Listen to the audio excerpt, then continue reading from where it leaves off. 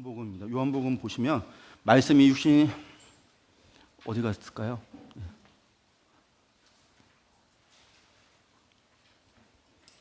요한복음은 교재에 딱 있습니다. 말씀이 육신이 되어 오신 그리스도.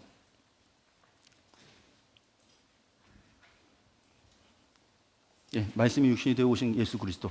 마태복음부터 다시 하겠습니다. 마태복음 뭐라고 했습니까? 말씀의 성취 예수 그리스도. 마가복음은요, 고난받는 종 예수 그리스도. 그리고 이제 누가복음은요, 온 세상의 구세주 그리스도. 그리고 이제 요한복음은요, 말씀이 육신이 되어 오신 예수 그리스도. 말씀이 육신이 되어 오신 예수 그리스도입니다. 말씀이 육신이 되어.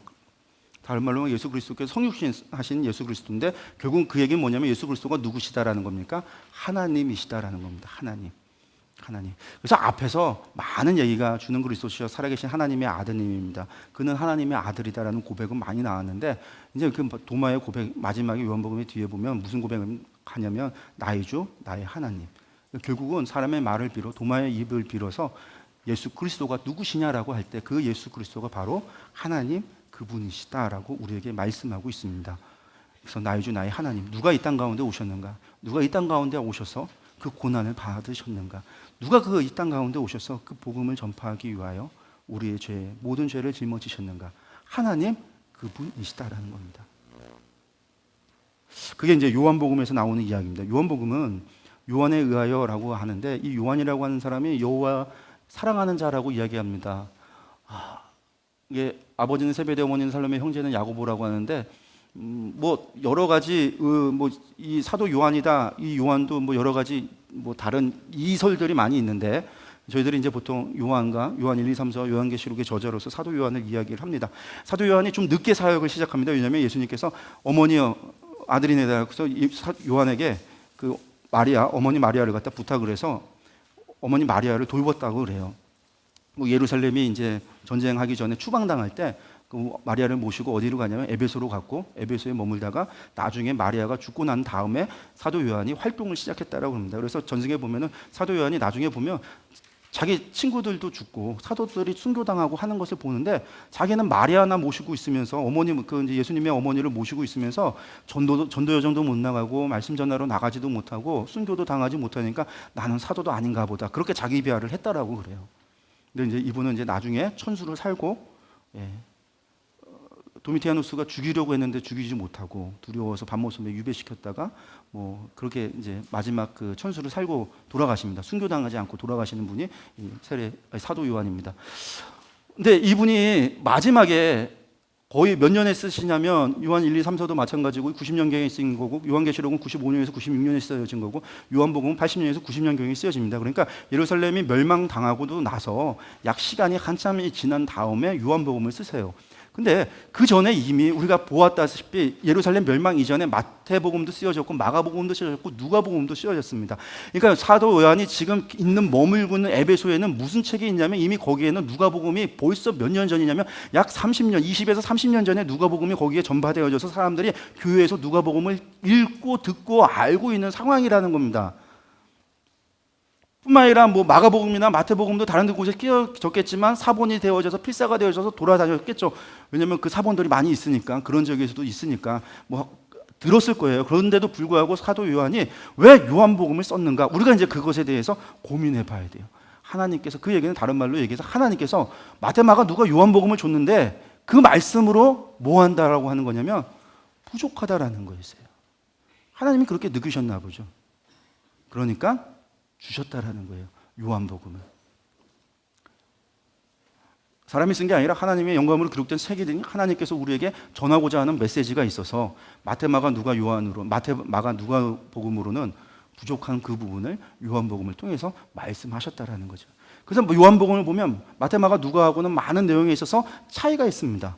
담겨있는 차이도 있습니다. 내용에 있어서 차이가 있습니다. 비록 세 권의 책에 공간복음이라고 우리가 이야기를 하고 있지만 각각의 공동체가 다르고 다른 공동체에게 다른 메시지를 줬다라고 이야기를 하고 있음에도 불구하고 요한복음은 아주 좀 특별하다라는 거예요. 시대도 늦게 되어졌고, 듣고 이 말씀을 듣는 사람들이 대부분 헬라 사람, 그러니까 이방 사람들이었고, 그리고 그 시기는 이제 80에서 90년경이니까 예루살렘 멸망하고 한참 후에 팍스 로마나라고 해서 그런 로마의 평화기가 시작되어지려고 하는 그런 시기였고, 교회는 약간 소강 상태, 그러니까 네로의 박해도 지나갔고 도미티아누스 황제의 박해가 있기 전이고, 그러니까 도미티아누스가 황제가 돼서 박해하기 전에, 황제되기 전에 일이고 하다 보니까 그런 상황 속에서 약간의 교회의 박해나 그런 것들이 조금은 소강되어져 있는 상황. 그 대신에 무슨 문제가 있었냐면 교회 안에 이단이 들어와서, 그러니까 영지주의, 초기 영지주의라고 하는 이단들이 들어와서 조금 문제가 발생해서 유다서와 같은 편지가 쓰여져야 되는 그런 상황 속에 요한복음이 기록되어졌다. 그래서 요한복음의 저자, 그 기록자 가운데 그런 영지주의의 문제로 말미암아 예수 그리스도를 배워놓은, 그러니까 영지주의를 갖다가 교회에 들어와 있는 이단을 막기 위해서 요한복음이 또 쓰여졌다라고도 이야기를 합니다. 그러니까 영지주의는 뭐냐면 성속을 구분하죠. 육체는 거룩하지 못하고 속된 것이고 영적인 것이 거룩한 거다라는 거예요. 예수님에 대해서도 육신으로 이 땅 가운데 오신 거에 대해서 부인하는 거죠. 그러니까 뭐라고 얘기하냐면 말씀이 육신이 되어 이 땅 가운데 오셨다. 예수님이 인간이시다라는 거예요. 그렇지만 그분은 또한 누구시다? 하나님이시다라는 거예요. 그러니까 그런 부분이 요한복음에서 나타나고 있다라는 부분입니다. 배경을 보시면 AD 70년 전으로 사도들이 순교되고 에베소 교회가 모교회의 역할을 감당하고 있을 때입니다. 교회 내 이단 문제로 아까 말했던 그 말씀입니다. 그 이단의 문제로 복음 전파 어려움이 있습니다. 이단에 관련된 것이 베드로 후서, 유다서, 요한 3서, 요한 2서, 요한 1서, 그리고 계시록 정도가 이단의 문제에 대해서 언급하고 있는 신약의 책들입니다. 이제 요한복음도 갔다 오는데 이게 다 어느 때냐면 70년 이후에 있어지는 책들이 많습니다. 골로새만 그 전이고요.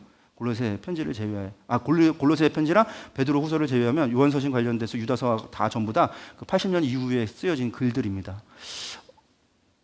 예, 도미티아누스 황제 신격가로 기독교인들 박해받고 있었던 상황, 선성을 부인하는 이단에게 예수님께서 어떤 분이신가를 바르게 소개할 필요들이 있었다라고 해서 80에서 90년경으로 저희가 보고 있습니다. 황제 숭배에도 언급이 없습니다. 왜냐하면 황제 숭배 언급하기 시작하는 게 93년경부터예요. 93년경. 그러니까 이제 그런 부분들이 없었고 영지주의가 유다서 초기 영지주의보다 발전된 형태로 나타나고 있었고, 뭐 그런 문제로 인해서 복음서가 이제 요한복음이 이때쯤에 80에서 90년경에 기록된 것으로 보고 있습니다. 기록 목적 보면 예수님의 성육신과 신성을 부인하는 이단들에게 예수님의 본질을, 예수님 그분에 대해서 가르치려고 한다라는 거예요. 그러니까 예수님 그분에 대한 이야기는 결국은, 그래서 예수님은 누구시다라고 하는 진술, 그 설명이 많습니다. 예수님은 누구시다? 나는 에고 에미, 나는 누구다, 나는 빛이다, 나는 양의 문이다, 나는 누구다라고 하는 그러한 자기 진술, 예수님께서 당신을 진술하고 이야기한 표현들이 나오고, 이적과 기적조차도 표적이라는 말을, 요한복음은 전부 다 표적이라는 말을 써서 예수님께서 그 표적을 통해서 예수님의 신성을 드러내기고자 하시는 표적이었다라고 이야기를 하고 있습니다. 그래서 7가지 표적과 7가지 자기 선포적 언어를 사용하고 있습니다. 이것을 통해서 하나님의 아들 그리스도이심을 믿게 하는 것. 그래서 믿음의 대상이 누구다? 예수 그리스도다. 믿음의 대상. 구약에서 이스라엘 사람들에게서 믿음의 대상은 무엇이었냐면 토라였어요. 토라. 이스라엘 사람들은 하나님을 믿는다고 했지만 하나님 믿는 게 아니라 토라를 믿었어요. 토라를.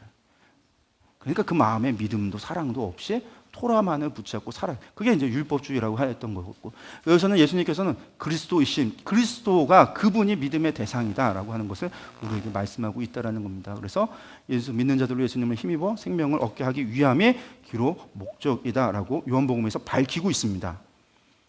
특징으로 들어가겠습니다. 요한복음의 특징을 좀 살펴보면요, 다른 복음서에 기록되지 않은 사건과 말씀이 많이 있습니다.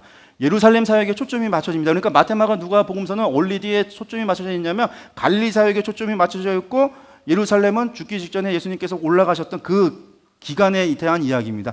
비록 이제 마가복음 같은 경우가 그 순환의 이야기가 40% 정도 들어가서 많이 차지하고 있지만, 어쨌든 예수님에 대한 사역의 이야기 대부분이 갈릴리에 대한 이야기인데, 요한복음은 거의 다가 예루살렘 사역입니다. 그러니까 예루살렘에 올라가서 있었던 일들이 많이 기록되어져 있고, 그러다 보니까 3년에 우리 공생이 3년을 찾을 수 있는 6월절에 예루살렘에 올라갔다라는 기록들을 발견할 수 있다는 겁니다. 또 한 가지 특징은 이적을 표적이라고 부르고 있습니다. 7가지 표적을 이야기합니다. 이것은 예수님을 믿게 하기 위함이나 예수님의 신성을 이야기하고자 한다라는 겁니다. 그래서 예수님의 표적이, 7가지 표적이 나타나고, 예수님께서 누구신가라고 하는 예수님의 정체성에 관심이 가져서 7가지 자기 선포적인 언어라고 이야기하는데, 나는 이다, 그래서 에고 에미, 나는 뭐뭐뭐이다 라고 하는 표현들이 7번에 걸쳐서 그런 표현이 나옵니다. 뿐만 아니라 요한복음은 성령에 관한 교훈이 많이 있습니다. 그래서 성령복음이라고도 부릅니다. 그래서 보혜사에 대한 증거는 요한복음에 기록되어 있습니다. 요한복음에 그런 이야기들이 나오고요. 그리고 언어용법상 강론 형식을 취하고 있습니다. 강론 설명하는 것들이 많고, 마태마가 누가복음 비유나 간단한 말씀이 많은데 여기는 설교 형식이 있다. 그래서 하나님과의 관계, 예수님 자신에 관한 거, 영생에 초점을 하고 있고 삶의 기준으로 사랑을 강조하고 있습니다. 그래서 새 계명을 뭐 한다고요? 주노라. 마태마가 누가에서는 새 계명이라는 말이 언급이 안 됩니다. 요한복음에서만 나옵니다. 새 계명을 주노라. 요 새 계명에 대한 것은 요한서신에서도 한번 언급이 됩니다. 새 계명. 그러니까 그 계명은 무엇이냐면 하나님을 사랑하고 이웃을 사랑하라라는 것. 이것이 새 계명이라고 해서 우리에게 주신 계명이다라는 겁니다. 그것이 이제 요한복음에 나타나고 있습니다. 제가 끝절을 보면 태초에 말씀이 계시는데 이 말씀이 함께 계셨고 이 말씀이 곧 하나님이시라. 근데 그 말씀이 하나님이신데 그 말씀이 육신이 되어서 뭐 했다고요? 이 땅 가운데 오셨더라. 예수 그리스도의 성육신으로부터 선포로부터 시작되어집니다. 끝절은 이 이야기가 나옵니다. 예수께서 행하신 일이 이외에도 많으나 낱낱이 기록된다면 이 세상이라도 이 기록된 책을 두기에 뭐한다? 부족할 줄 아노라. 부족하다라는 거예요. 우리가 그 크신 하나님의 사랑 찬양을 부르지만 하늘을 두루마리 삼고 바다를 먹물 삼아도 다 표현할 수 없다라고 이야기하는데 만약 요한의 그런 복입니다. 기록된 책을 두기에 부족하다. 그래서 뭐 했다는 얘기냐면 자신들의 공동체에게 필요한 메시지를 전했다라는 거죠. 그래서 이제 우리가 복음서를 역사책이 아니라 마가 공동체는 복음은 마가 공동체에 보낸 설교다. 보고도 이야기하는 거죠. 설교다라고도 이야기하고 요한복음은 요한의 공동체에게 전한 하나님의 말씀이다. 설교다. 그렇게도 이야기를 하는 것입니다. 전체 보기 들어가서 보겠습니다. 전체 보기를 보시면 그리스도에 대한 증언과 증거 1장 1절부터 12장 50절까지 가 첫 번째 그리스도에 대한 증언과 증거입니다. 그러니까 성육신에 대한 이야기를 하고 처음부터 하나님이 말씀이 육신이 되어 이 땅 가운데 오신 것에 대해서 이야기하고 그 그리스도에 대한 증언이 하나님과 세례 요한과 그리고 제자들 4명의 제자들의 입술을 통해서 그분이 누구신가에 대한 증언이 나옵니다. 그 증언이 나오면 7가지 표적이 나옵니다. 그러니까 예수 그리스도가 누구시다라고 해서 다른 3자가 증언하는 게 나오고 그리고 예수님의 능력 7가지의 표적을 통해서 능력을 통해서 당신이 누구신가를 드러내시고 그 다음에 예수님께서 자신에 대해서 7가지 자기 증언을 통해서 자기를 변론하는 거예요. 그러니까 마치 재판에 섰을 때 마치 누군가가 대신 변론하고 자기가 그것을 보여주고 능력을 보여주고 자신은 누구라고 최후 변론을 하듯이 그런 식으로 예수님께서 당신에 대해서 이야기하고 말씀하고 계신 것이 요한복음에서 반복적으로 나오는 이야기들입니다. 그리고 12장까지가 나오고 나서 13장부터 20장까지가 20장 10절까지가 무슨 이야기냐면 특별히 13장에서 17절까지는 그리스도의 고별 설교와 기도 최후 만찬에 대해서 집중하고 있습니다.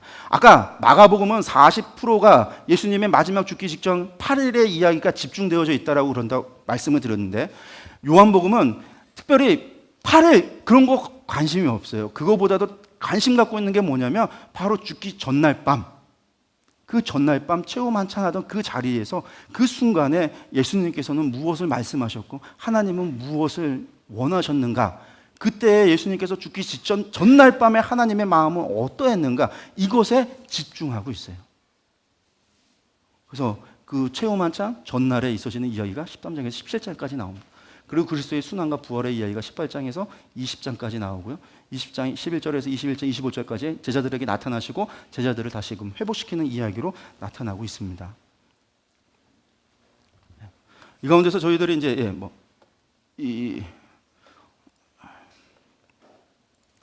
말씀이 육신이 되어 우리 가운데 거하시면 우리가 그의 영광을 보니 아버지의 독생자의 영광이요 은혜와 진리가 충만하더라. 1절에서 말씀이 하나님이시더라. 그러니까 하나님이신데 말씀은 하나님, 그 말씀이 육신되어 우리 가운데 오셨다. 그러므로 말미암아 예수 그리스도가 누구시다? 하나님이시다. 이게 요한복음이 증거하고 있는 거예요. 그래서 하나님의 아들이시다, 독생자다 그러한 고백들이 앞서서 나왔는데 왜 요한복음을 우리에게 주셨는가? 예수 그리스도가 하나님 그분이셨다라고 하는 이야기를 하고 있는 겁니다. 이처럼 사랑하사 독생자를 주셨다.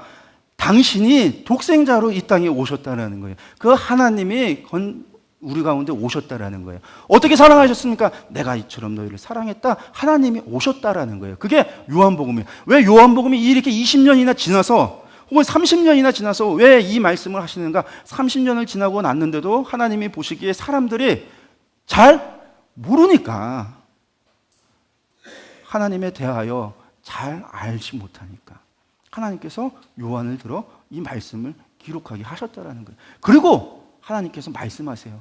내가 이처럼 너희를 사랑했다. 독생자를 주시기까지. 이미 요한의 기자를 요한의 말씀을 듣고 있는 그 사람들은 그가 누구인지 다 알아요. 그 말씀을 읽는 그 순간에도 예수님께서 어떻게 돌아가셨는지 다 아는 사람들이에요. 그 통해서 예수님께서 이처럼 사랑하셨고 그 하나님께서 그렇게 죽으셨다. 그 하나님이 우리 가운데 오셨다. 그 이야기를 하고 계시다라는 거예요. 그리스도에 대한 증언들이 나옵니다. 이 세례를 통해 예수님의 아들이심을 고백합니다. 그래서 그가 성령이 내려서 누구에게든 머무는 것을 보고는 그가 성령으로 세례를 베푸는 이인 줄 알라. 내가 보고 그가 하나님의 아들이심을 증언하였다. 여기 이제 하나님의 아들이라고 나오죠. 예수님께서 하나님의 어린 양이다. 하나님의 어린 양이시다. 어린 양이다. 라고 이야기를 합니다. 그렇게 이제 예수님에 대해서 이야기를 합니다. 그리고 제자들이 이야기합니다. 아까 말씀드렸던 겁니다. 안드레가 뭐라고 얘기했냐면 우리가 메시아를 만났다. 누구에게요? 베드로에게 가서 하는 얘기가 오늘 내가 메시아를 만났다고 베드로에게 이야기를 해서 안드레와 베드로가 예수님을 따라갑니다. 그리고 빌립이 예수님을 봅니다. 모세가 율법에 기록하였고 여러 선지자가 기록한 그 이가 예수님이셨구나. 그가 알아요. 그리고 나서 나다나엘에게 예수님에게 소개했더니 나다나엘을 봤더니 처음에는 나사렛에서 무슨 선한 것이 나겠냐 했던 그가 하나님의 아들이시오 당신은 이스라엘의 임금이로소이다. 이 제자들의 입을 통해서 예수님은 누구시다? 메시아다. 예수님은 메시아다. 율법과 선지자에 기록한 그분이시다. 하나님의 아들이시다. 라고 고백을 해요. 그리고 나서 가나 혼인잔치에 가서 무엇을 하는 겁니까? 거기에 가서 봤더니 거기 가서 마지막에 보니까 무슨 이야기를 하냐면 표적에 나오죠. 물이 포도주가 되는 표적을 보고 나서 맨 마지막에 그 영광을 나타내시며 제자들이 그를 믿으니라. 이게 결론이에요. 결론. 그러니까 물이 포도주가 됐다. 그것을 통해서 예수님은 어떠신 분이신가? 예수님의 능력을 다 드러냈던 표적인데 그 능력을 보고 나서 제자들이 하는 얘기가 그를 믿어. 왜냐하면 그것을 아는 사람은 예수님과 마리아와 제자들과 그리고 항아리에다 물 담았던 종들만 알고 있어요. 그런데 같은 것을 봤지만 종에 대한 언급은 하나도 없습니다. 제자들이 믿었다라는 거예요. 아, 우리가 봤던 그 메시아, 우리가 고백했던 그 하나님의 아들, 그분이 바로 예수님이셨구나 라고 한다라는 것이죠. 그래서 이 표적을 통해서 나타나는 이야기입니다. 그리고 성전을 청결케 예루살렘 사화역을 시작을 하는 게 공생애 1년 첫 번째 예루살렘에 올라가는 이야기가 요한복음에 기록되어져 있고 이 사건 쪽에서 니고데모와 대화하는 이야기가 나옵니다. 여기에서 예수님께서 하시는 말씀이죠. 우리가 너무나 잘 아는 얘기. 하나님이 세상을 어떻게 해요? 이처럼 사랑했다. 이 이야기를 듣는 사람은 그 이처럼이 무슨 이야기인지 다 알고 있는 사람들이에요. 예수님의 순환과 예수님의 죽음과. 우리도 지금 이제는 이처럼의 무게를 알아요. 구약의 예수님께서 어떻게 이스라엘을 사랑하셨는지, 어떻게 우리를 사랑하셨는지, 천년을 하루같이 어떻게 사랑하셨는지. 그 사랑, 이처럼이라는 사람. 이처럼. 그래서 독생자 예수를 주셨다. 당신이 사람의 몸을 입고 이 땅 가운데 오셔서 우리로 하여금 영생을 얻도록 하셨다라는 거예요. 그 영생은요, 우리로 하여금 오래 살아 너희들 복되고 왕돼서 잘 먹고 잘 살아가 아니라 나와 함께 사는 영생이에요. 그래서 나중에 여러분들 요한서신 1서에 가면 영생이란 무엇이냐면 하나님과 함께 사는 게 영생이라고 기록하고 있습니다. 그러니까 우리는 영생은 길게 사는 것을 영생이라고 생각하는데 성경에서 말하는 영생은 그게 영생이 아니라 하나님과 함께 하는 게 영생이라는 거예요. 그러니까 새하늘과 새 땅에는 시간의 개념이 있는지 없는지는 잘 모르겠습니다. 가봐야 알겠죠. 우리가 같은 시공간의 세계에서 4차원적인 세계가 하나님의 새하늘과 새 땅의 세계인지 아닌지는 몰라요. 예수님께서도 우리가 부활했을 때 우리가 천사와 같이 된다고 그랬지 지금과 같은 똑같은 육신의 몸을 입고 이런 식의 살아가는 것으로 말씀하시지 않았거든요. 잘 모르겠는데 근데 요한서신에서 말씀하시는 그것이 영생이란 하나님과 더불어 함께 사는 것이 영생이라고 말씀하고 있어요. 하나님과 함께 살게 하기 위함이다라는 거예요. 이처럼 사랑해서. 하나님 바라시고 원하시는 것은요, 다른 게 아닙니다. 함께라는 거예요. 함께 살아가자. 내가 너희 안에, 너희가 내 안에. 아예 그렇게. 너희가 나의 지체가 되어 그렇게 살아가자는 거예요. 그게 하나님의 뜻입니다.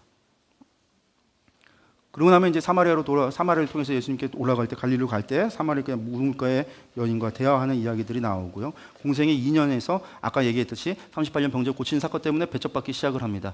안식일의 문제로 유대인과 배척당하고 아들에 대한 증거 아버지께서 주신다라는 아들의 권한에 대한 이야기를 하시면서 아까 말씀드렸던 예수님의 생애에서 말씀드렸던 그런 일들이 여기서 이제 나타납니다. 그래서 말하기를 너희 안에 하나님을 사랑한 것도 없고 너희 속에 없음을 내가 알았다라고 이야기하면서 바리사인들을 향해 예수님께서 책망하는 이야기가 나옵니다. 그래서 이제 2년에 그런 이야기가 있고 3년째가 되면 표적의 예가 오병이어의 표적도 나오고 물 위를 걸으신 표적도 나옵니다. 진술은 내가 생명의 떡이다라고 이야기하고 우리가 주는 그 하나님의 거룩하신 자이신 줄 믿고 알았사옵니다는 베드로의 고백이 뭐 이런 것들이 이제 쭉 나오고 나서 초막절에 올라가고 그리고 유대 베레아 사역들을 하는 것들을 저희들이 볼 수 있습니다. 그러니까 진술과 표적이나 진술 이런 것들은 여러분들 교재에 자세히 나오고 있으니까 그런 것들을 쭉 한번 읽어보시면 좋을 것 같고요. 그리고 나서 예수님께서 마지막 13장 17절 여기를 좀 보시면요, 왜 예수님의 마지막 죽기 전날 밤에 대한 이야기를 사도 요한을 통해서 이야기하고 말씀하고 계시는가, 여기 봤더니 예수님께서 제자들을 그때 제자들의 발을 씻기시면서 무엇이라고 이야기하시냐면 6월절에 예수께서 자기 세상을 떠나 아버지께로 돌아가실 때가 이른 줄 아시고 세상에 있는 자기 사람들을 사랑하시되 끝까지 사랑하시니라. 예수님께서 끝까지 사랑하셨다는 거예요. 여기서 가룟 유다가 예수님 팔 줄 알았어요. 팔 줄 알아도 끝까지 가룟 유다를 사랑하신 거예요. 베드로가 3번씩 부인할 줄 예수님 아셨어요. 모르시지 않았어요. 아셔도 끝까지 사랑하셨어요. 그게 하나님의 그 끝까지 사랑하신 하나님의 사랑에 대해서 이야기하고 계십니다. 그러면서 3계명을 주십니다. 서로 사랑하라. 내가 너희를 사랑한 것 같이 너희도 서로 사랑하라. 너희가 서로 사랑하면 이로써 사람이 너희가 내 제자인 줄 알리라. 이게 하나님이 이야기하고 사도 요한을 통해서 말씀하고 싶은 겁니다. 사랑하라. 하나님께서 사랑하라라고 이야기하고 있습니다. 마태, 마가, 누가복음을 보아도 하나님이 사랑이시다. 결국 사람들이 몰랐다라는 거예요. 요한서신을 통해서 하나님은 사랑이시다. 하나님이 그렇게 얘기해야 서로 사랑해라. 너희가 사랑하지 아니하면 하나님을 알지 못한다라는 거예요. 너희가 사랑해라. 마지막까지 그것을 3계명으로 하나님께서 주십니다. 그리고 보혜사 성령을 약속하십니다. 너희에게 주사 영원토록 너희와 함께 있게 하겠다. 누구를? 보혜사를. 그래서 성령 그가 너희에게 모든 것을 가르치고 내가 너희에게 말한 모든 것을 생각나게 할 것이다. 이런 보혜사에 대한 약속도 하십니다. 그리고 나서 나는 참 포도나무 이 이야기를 하시는데 여기 보니까 뭐라고 얘기하냐면 내가 너 아버지의 계명을 지켜 그의 사랑 안에 거하는 것 같이 너희도 내 계명을 지키면 내 사랑 안에서 거하리라. 어떻게 세 계명, 그 3계명 하나님을 사랑하고 이웃을 사랑하고 어떻게 그 서로 사랑할 수 있는가? 그 사랑이라는 계명은 무엇이냐면 너희도 내 계명을 지키면 내 사랑 안에서 거할 수 있다. 그의 사랑 안에 거하라는. 그러면서 그 제자들을 발휘시키시면서 하시는 예수님의 말씀입니다. 그러면서 뭐라고 얘기하시냐면요, 내 계명은 곧 내가 너희를 사랑한 것 같이 너희도 서로 사랑하라 하는 이것이니라 하시면서 하신 말씀입니다. 사람이 친구를 위하여 자기 목숨을 버리며 이보다 더 큰 사랑이 없다. 너희는 내가 명한 대로 행하면 곧 나의 친구라. 여러분들 이게 무슨 말씀이세요? 사람이 친구를 위하여 자기 목숨을 버리면 이보다 더 큰 사랑이 없다. 내가 너희를 위하여 내 목숨을 버린. 그러면서 너희는 내가 명한 대로 행하면 곧 나의 친구라. 이야기는 무엇이냐면 너희도 죽어라. 친구를 위하여 죽어라. 내가 너희를 위하여 죽음같이 너희도 나를 위하여 죽어라. 이건 노골적인 표현이에요. 예수님께서 요구하신 거예요. 사람의 친구를 위하여. 이게 계명인 거예요. 계명. 내가 너희를 사랑한 것 같이 너희도 서로 사랑하라는 것이 이것이니라. 사람의 친구를 위하여 자기 목숨 버리면 이보다 더 큰 사랑 없다. 그러니 너희도 내가 명한 대로 행하면 곧 나의 친구라. 너희도 친구를 위하여 죽어야 내 친구다. 다른 말로 너희가 나를 위하여 죽어야 너희가 내 친구다라는 겁니다. 이게 마지막 죽기 전날 밤에 하시는 예수님의 말씀입니다. 제자들의 발을 씻기면서. 그때까지만 해도 제자들이 무엇하고 있었냐면 누가 크냐? 변화산을 지나서 시간이 지나서 지금 마지막까지 와 있는 이 상황 속에서 마지막 그 전날 밤을 지내면서 그 순간까지도 제자들이 했던 이야기가 무엇이냐면 누가 크냐라는 이야기였어요.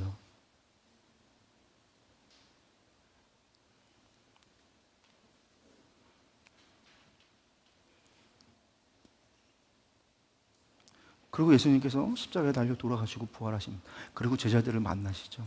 여러분들 예수님이 만나시고 제자들을 만나고 갈릴리로 돌려보냈다가 다시 제자들을 만납니다. 그리고 베드로하고 이야기를 합니다. 우리가 다 아는 이야기예요. 시몬 베드로에게 이르시되 요한의 아들 시몬아 내가 이 사람들보다 나를 더 사랑하느냐 하시니 이르되 주님 그러하나이다. 내가 주님을 사랑하는 줄 주님께서 아시나이다. 이르되 내 양을 먹이라 하시고 두 번째 이르시되 요한의 아들 시몬아 내가 나를 사랑하느냐 하시니 주님 그러하나이다. 내가 주님을 사랑하는 줄 주님께서 아시나이다. 이르시되 내 양을 치라 하시고, 세 번째 이르시되 요한의 아들 시몬아 내가 나를 사랑하느냐 하시니 주께서 세 번째 내가 나를 사랑하느냐 하심으로 베드로가 근심하여 주님 모든 것을 아시오며 내가 주님을 사랑하는 줄을 주님께서 아시나이다. 여러분들 이야기할 때 예수님께서 물으실 때 헬라어로 아가파오라고 물으시고, 아가파오메, 베드로가 말할 때는 필레오라고 이야기를 해서 하나님께서는 예수님께서는 조건 없는 사랑으로 아가페에 있는데 베드로는 겨우 친구와 같이 사랑합니다라고 이야기했다고 사람들이 이야기를 합니다. 근데 그거 아니에요. 헬라어 역본 가운데는 베드로가 아가파오였다고 이야기되어져 있는, 기록되어 있는 성경도 있어요. 헬라어 성경 중에. 뿐만 아니라 이 아가페라고 하는 것이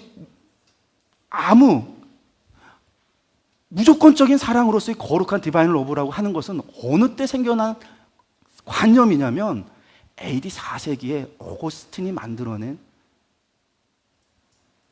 사상입니다.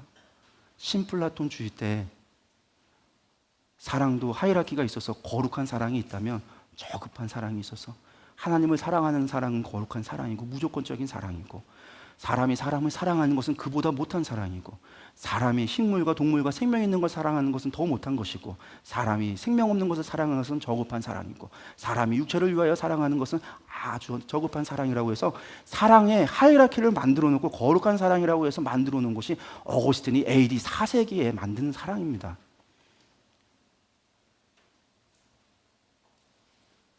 요한복음에서는 친구를 위하여 죽는 것이 가장 큰 사랑이다. 너희도 이처럼 행하라. 그러면 내 친구라 하셨던 예수님께서 베드로에게 만나서 3번을 질문하십니다. 베드로가 3번 부인했듯이.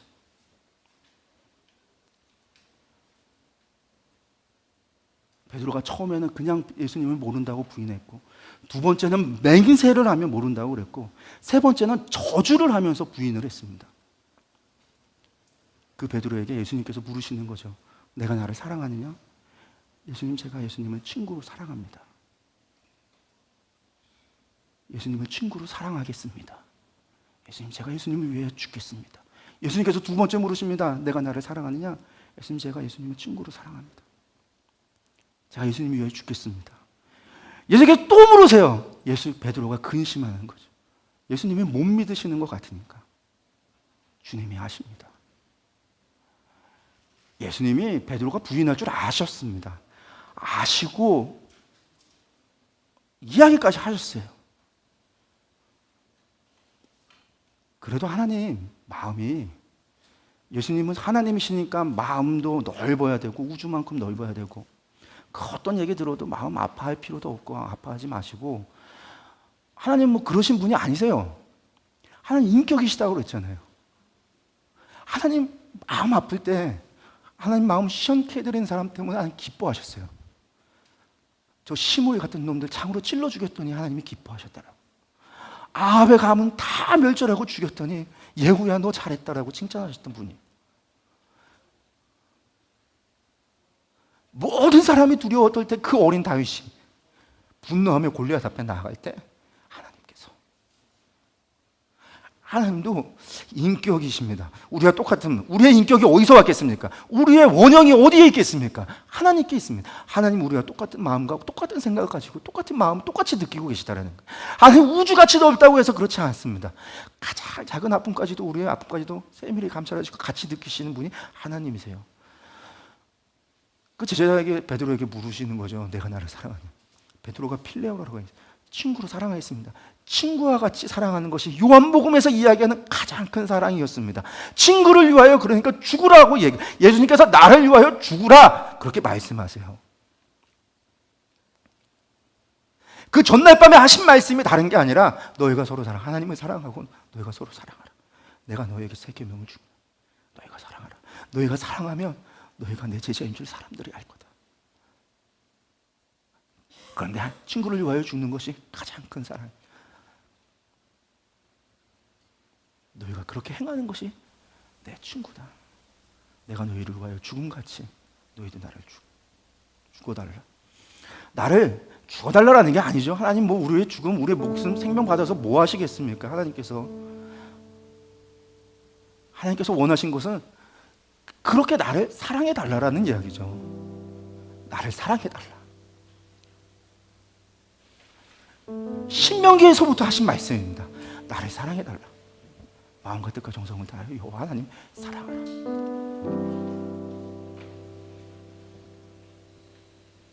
아니요, 태초부터 하신 말씀이에요. 내가 너희를 사랑한 것 같이 너희도 나를 사랑하라. 아담과 하와에게 하나님께서 무엇 바라겠습니까? 함께 하길 원하셨던 그 하나님께서 내가 너희 안에 너희가 내 안에 나는 포도나무라 너희는 나의 가지라. 하나님이 우리에게 바라시는 것 다른 것이 아닙니다. 내가 너희를 사랑함 같이 너희도 나를 사랑하라라는 말씀입니다. 아까 요한복음 마지막 이야기로 말씀을 드렸습니다. 그 무엇으로 다 담을 수 있을까요? 그 무엇으로 하나님의 사랑을 기록할 수 있을까요? 아무도 둘 수가 없습니다. 하늘을 두루마리 쌓고 바다를 먹물 삼아도 그 사랑 알 수 있을까요? 우리가? 우리 유한한 머리로 그 하나님 사랑 알 수 있을까요? 원수를 위하여? 원수를 사랑할 수 있는 사람이 있습니다. 원수를 용서하는 사람도 있습니다. 여러분들, 죄인을 용서해주는 사람도 있습니다.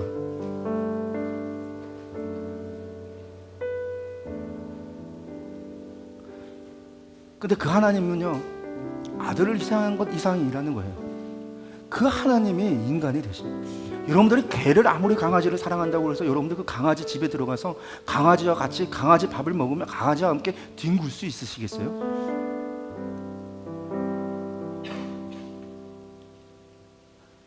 인간은 그러지 못해요. 우리는요. 개 같은 우리를, 무리보셋이 개 같은 나를 왜? 우리 하나님 앞에 어떤 존재일까요? 예수 그리스도 앞에 우리는 어떤 존재일까요? 그리스도의 빛 가운데 우리는 어떤 존재일까요?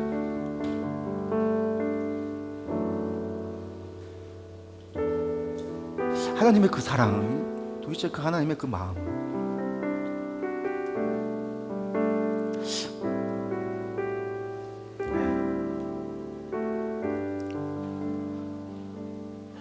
주님이 우리를 사랑하셨습니다. 우리에게 새 계명을 주셨습니다. 우리 평생을 이 사랑만 전하고 살아도 지금 그 사랑 다 말로 표현할 수도 없을 것이고 우리의 언어로 담을 수도 없을 것입니다. 우리의 삶으로 일평생을 표현하고 한다고 할지라도 할 수 없을지도 모릅니다. 그런데 그렇게 해야 됩니다. 그게 하나님께서 바라시는 거니까요. 그게 우리가 하나님을 사랑할 수 있는 유일한 방법이니까요. 우리가 하나님의 말씀에 순종함으로 하나님의 사랑을 보여드릴 수 있는 유일한 방법이기 때문에 그렇습니다. 함께 다 같이 찬양하겠습니다.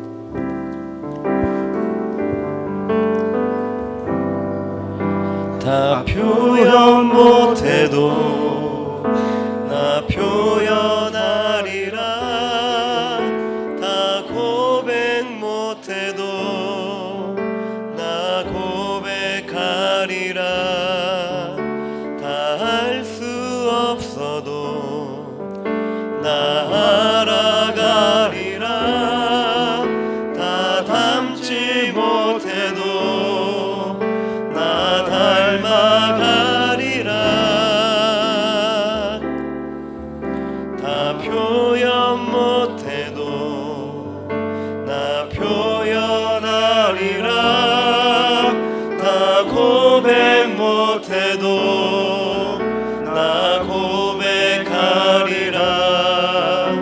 다 알 수 없어도 나 알아가리라. 다 담지 못해도 나 닮아가리라. 그 사랑 얼마나 아름다운지, 그 사랑 얼마나 날 부욕해 하는지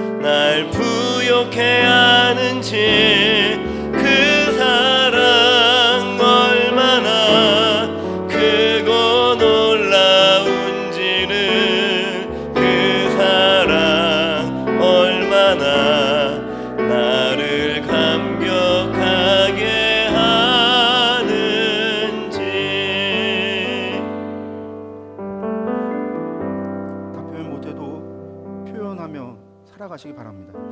입술로 하는 표현이 아니라 우리의 삶 속에서 하나님의 그 사랑을 드러나고 나타낼 수 있도록 표현하시기 바랍니다. 너희가 서로 사랑하면 너희가 내 제자인 줄 알리라. 세상 모든 사람이 우리를 통하여 예수 그리스도를 바라보고 예수님의 제자인 줄 알도록 그렇게 살아가는 저희가 되었으면 좋겠습니다. 하나님 아버지, 하나님의 그 사랑이 얼마나 크고 놀라운지 저희는 다 깨달아 알 수도 없고 이해할 수도 없습니다. 하지만 그 사랑이 우리를 살렸고 그 사랑이 우리에게 생명을 주었고 그 사랑이 오늘 우리를 이곳에 있게 하였는 줄로 믿습니다. 하나님, 그 사랑을 일평생 우리의 생명을 다하여 우리의 모든 삶을 다하여 우리가 그 사랑을 표현하며 그 사랑을 전하며 살아가겠습니다. 그리하여 세상 모든 사람이 우리를 바라볼 때 그리스도의 제자인 줄을, 예수님의 제자인 줄을 아는 그런 은혜가 우리의 평생, 우리의 삶 가운데 나타나도록 복을 내려 주옵소서. 예수님의 이름으로 기도했습니다. 아멘.